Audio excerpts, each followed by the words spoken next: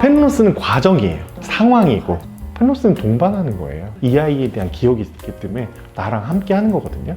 반려동물하면 빠질 수 없는 펜로스. 펜로스에 대하여 심용희 수의사님과 인터뷰를 하였습니다.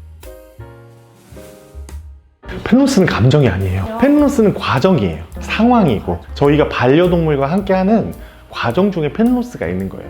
반려동물은 상실한 상태인 거죠. 펜로스랑 펜로스 신드롬이랑 구분을 하셔야 돼요. 펜로스는 정상적인 과정과 정상적인 상황이에요. 우리가 아이를 만나서 책임을 졌으면 얘를 사별로 떠나보는 게 너무나 당연한 상황인 거고요.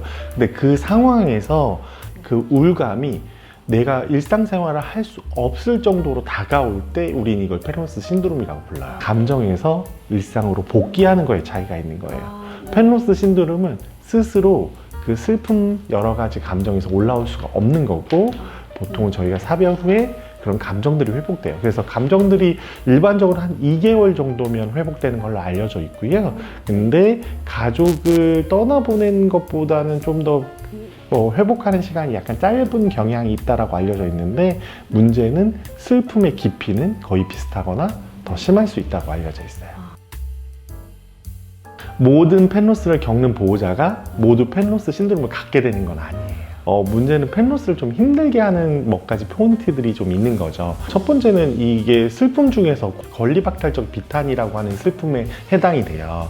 자기가 보호해야 되는 존재, 자기가 아껴야 되는 존재를 떠나보냈을 때 느끼는 비탄인데 사람의 아기를 떠나보냈을 때랑 똑같아요. 자녀를 먼저 사고나 다른 질병을 떠나보내시게 되면 이분은 너무 슬플 거 아니에요? 자기 그 과정 중에. 근데 자기 슬픔을 드러낼 수가 없어요. 왜냐면 주변 사람들이 책임을 묻거든요. 네가 아이 잘 관리한 거 맞아? 잘 관리하지 못하지 않았겠니? 라는 생각도 하고. 왜? 그래서 그렇게 잔인한 슬픔인데 펜로스 신드롬은 그런 내가 관리해야 하는 안을 떠나보냈다라고 하는 자책감에도 슬픔이 있는데 반려동물에 대한 이해가 반려동물 보호자 사이에도 다르고 비반려인, 반려인 사이에도 달라요. 그래서 내가 펜로스 때문에 너무 힘들어. 계속 눈물이 나. 근데 반려동물 길러보지 않은 경험이 없는 분은 지탄할 수 있어요.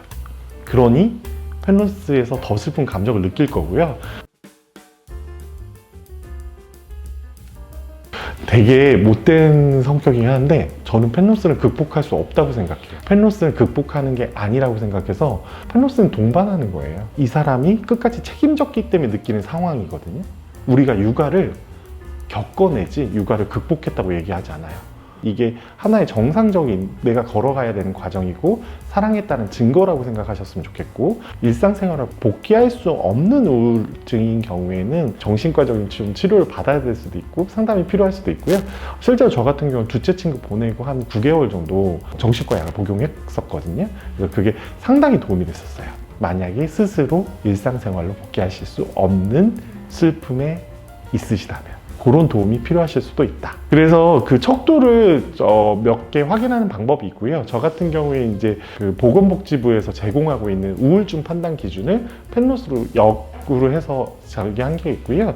또 그리고 PBQ라고 해서 죄책감, 분노, 우울과 같은 항목들을 통해서 점수를 매기는 척도가 있어요. 그래서 그 척도에서 일정 점수 아래면 펜로스 신드롬을 가지고 있다라고 보통 여겨지기도 하고요.